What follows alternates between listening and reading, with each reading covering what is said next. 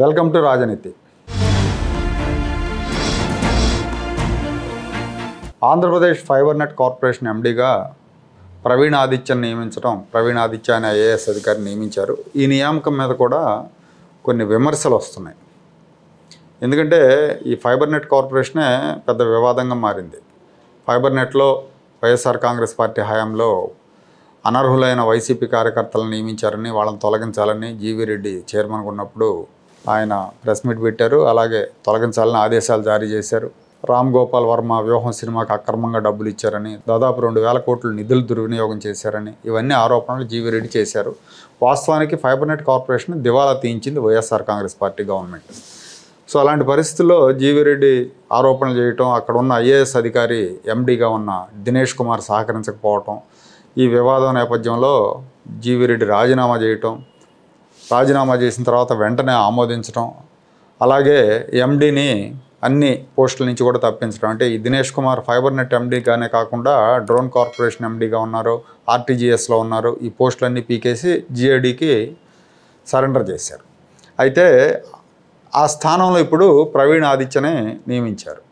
కానీ ఇక్కడ ప్రభుత్వం ఏంటంటే చాలాసార్లు ఇదే తప్పు చేస్తూ ఉంటుంది. ఒక ఐఏఎస్ అధికారిని నియమించినప్పుడు అతని బ్యాక్గ్రౌండ్ తెలుసుకోకుండా నియమిస్తున్నారు.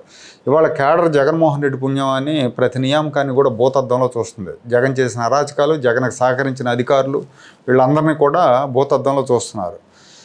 సో అలాంటప్పుడు ఏంటంటే ఒకంత జాగ్రత్తగా వ్యవహరించాలి. కానీ ఆ జాగ్రత్త తీసుకోలేదని అర్థమవుతుంది ఇక్కడ. ఎందుకంటే ఈ ప్రవీణ్ ఆదిత్య వైసీపీ సానుభూతిపరుడైన అధికారిగా పేరుంది ఇతనికి. ఇతను తూర్పుగోదావరి జిల్లాలో కాకినాడ జేసీగా పనిచేశారు. కాకినాడ జేసీగా పనిచేసినప్పుడు పూర్తిగా వైసీపీకి అనుకూలంగా వ్యవహరించారు.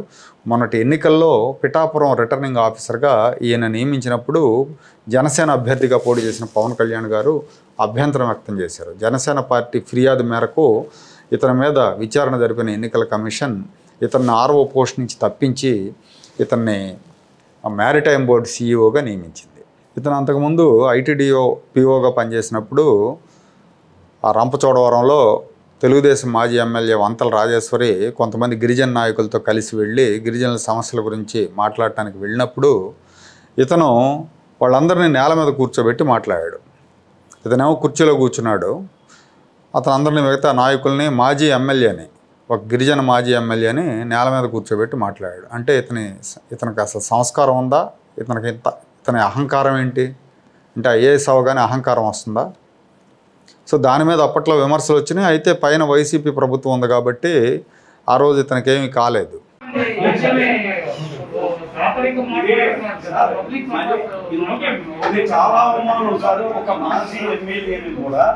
ఫ్లోర్లో కూర్చోబెట్టడం అనేది చాలా దుర్మార్గం సార్. దయచేసి కైండ్లీ సార్ నా 35 ఏళ్ల ఉద్యోగ ప్రస్థానంలో మీలాంటి టీవోలకి ఇంతమంది చూసాను సార్.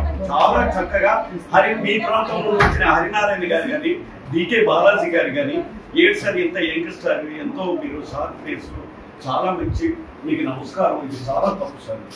ఎందుకంటే ఇది మరి అది చాలా తప్పు అండి. అది ఒక మహిళా ప్రజాప్రతినిధి మీ విధి విధానాలు మాత్రం చాలా తప్పు sir.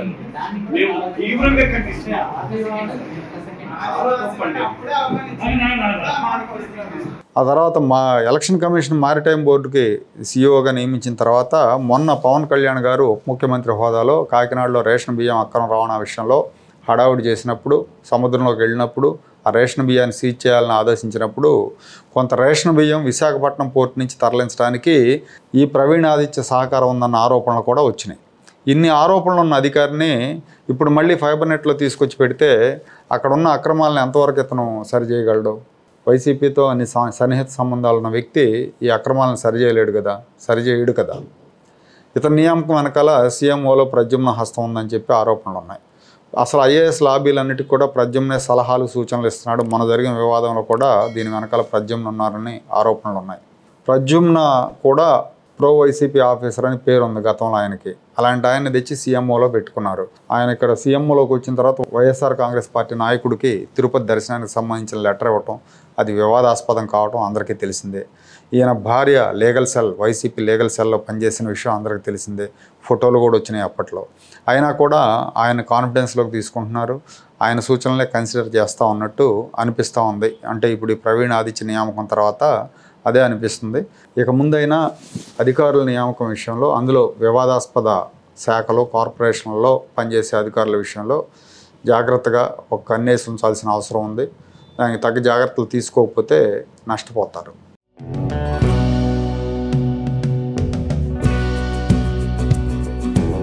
Like, share and subscribe to Rajaniti channel.